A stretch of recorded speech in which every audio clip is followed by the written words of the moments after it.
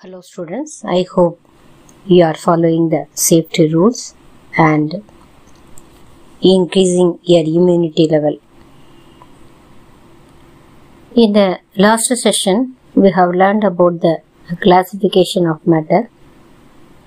Let us differentiate between homogeneous and heterogeneous mixtures.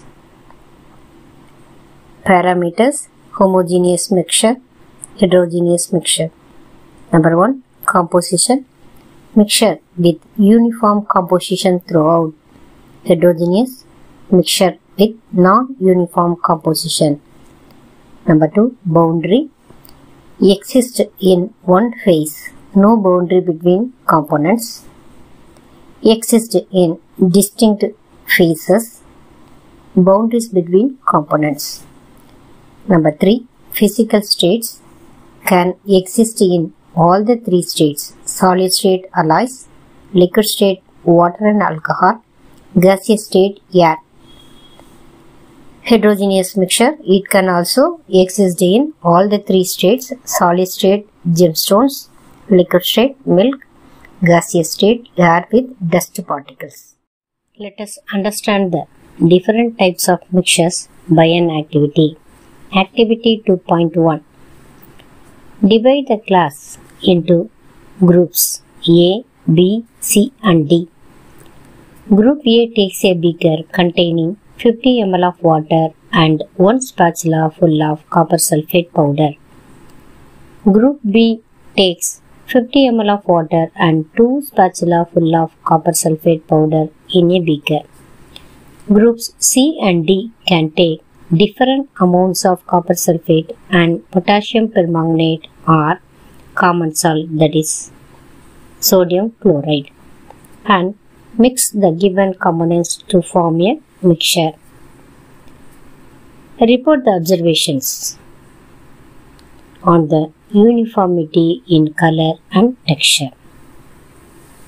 During observations, group A and B have obtained a mixture which has a uniform composition throughout. Such mixtures are called homogeneous mixtures or solutions. Some other examples of such mixtures are salt in water and sugar in water. Compare the color of the solutions of the two groups.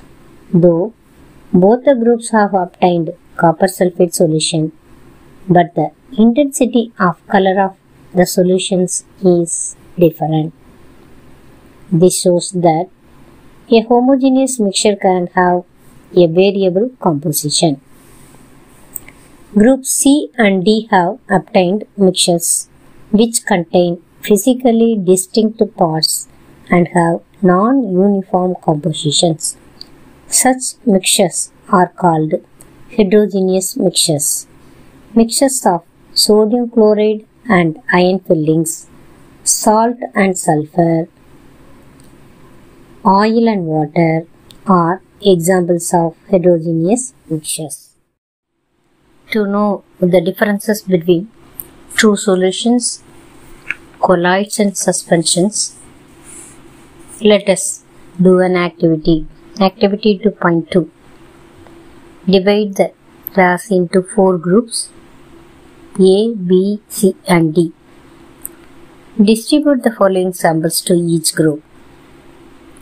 Few crystals of copper sulfate to group A, 1 spatula full of copper sulfate to group B, chalk powder or wheat flour to group C, few drops of milk or ink to group D. Each group should add the given sample in water and stir properly using a glass rod. Are the particles in the mixture visible? Direct a beam of light from a torch through the beaker containing the mixture and observe from the front. Was the path of the beam of light visible? Leave the mixtures undisturbed for a few minutes and set up the filtration apparatus. Meanwhile, is the mixture stable or Do the particles begin to settle after some time? Filter the mixture. Is there any residue on the filter paper?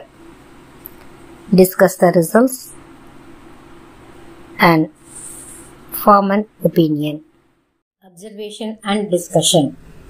The students of Group A and B have true solutions, but the intensity of the solution of Group B is high as it has large amount of copper sulfate, that is the solute.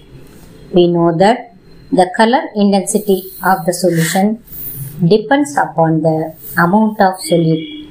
In both cases, we cannot see the particles of the solute with our naked eyes. Therefore, these solutions are true solutions and cannot scatter the light, as the path of light beam is not visible on passing the light through the solution. No residue is left on the filter paper on filtration, which means these are stable mixture and their composition does not change with time.